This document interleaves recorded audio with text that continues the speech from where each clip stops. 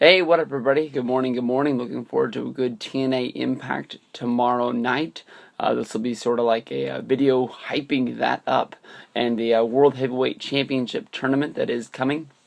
Of course, after Bound for Glory, when AJ Styles won the World Heavyweight Championship, he defended it on Impact, and then he told everyone that he was leaving. Drove off in Dixie's rental car, and was said to be never seen again. He did make his first title defense in AAA, wrestling in Mexico, wrestling the wrestler that used to be known as Judas Macias in his first match.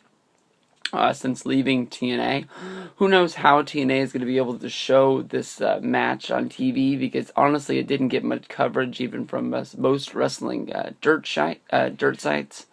I don't really know. Like, I was thinking maybe like it would be sort of leaked onto some YouTube page that is a heavily featured, that we would be able to somehow see the match. I thought that it might be uploaded somehow as a part of the Impact 365, where they're uploading tons of clips, and I thought maybe that's how they came up with this gimmick, was that they were going to somehow, maybe somebody inside TNA would be working with AJ to screw over Dixie, uploading these things, and I thought that that was the reason why they showed Dixie Carter as the person who was removing all AJ Styles content, except for the stuff that's in Shop TNA from their thing. If you're watching this video, I'm guessing you're a TNA wrestling fan.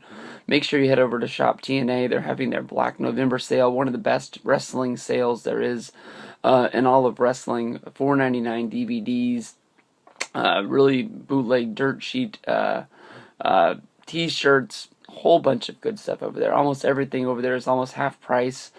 They had the autographed Sting bat and figure combo for a few days for $47 on accident. I think they went back and changed it after selling too many, after realizing you're selling it at a loss. But I finished completing my TNA DVD collection. That's all up to date, except for the three really old ones that I'm going to have a hard time trying to find, like the holy grail of DVDs. But this tournament, honestly, only has 8 people in it. Jeff Hardy, Chris Sabin, Robert Roode, James Storm, Kurt Angle, Austin Aries, Magnus, and Samoa Joe. But Dixie Carter has gone on to make this tournament something of her own. She has added the Wheel of Dixie, the Dixieland match. And basically every match in this tournament is going to have some sort of a gimmick.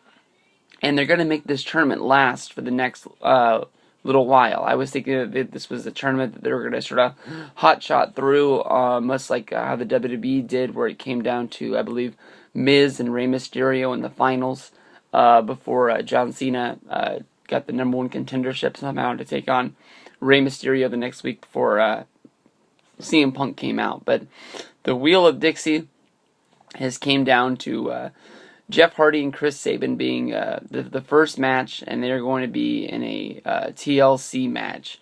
I don't know. I think that's kind of crazy to add all these gimmicks. I know that it's only 8 people, but you're adding a good chance of injury. I apologize. In most of these matches, with Full Metal Mayhem matches, First Blood matches, ladder matches, Falls Count Anywhere, tables, last man standing, submissions, coal miner's gloves. Shout out to Sting and Jake the Snake Roberts back in the day. The tuxedo match, steel cage match, and a bull rope match. Oh, and then Dixieland is also a match. I don't know what the Dixieland is, but my guess it'll come up somewhere near the finals.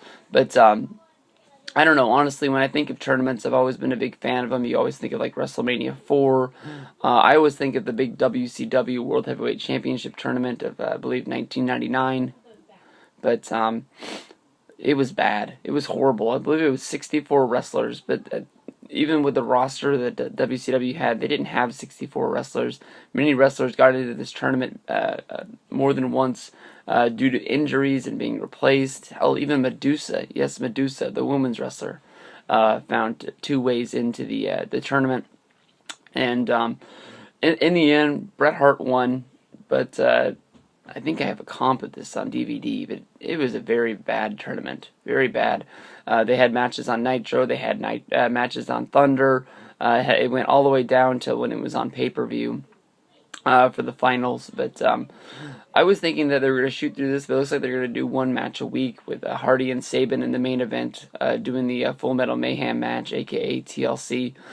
Next week, if they do it in order, it'll be Rude vs. Storm. You don't have to hear it from me, but that's going to be a huge match. These guys have a big-time rivalry, and I believe they're honestly going to beat the crap out of each other, and it'd be awesome.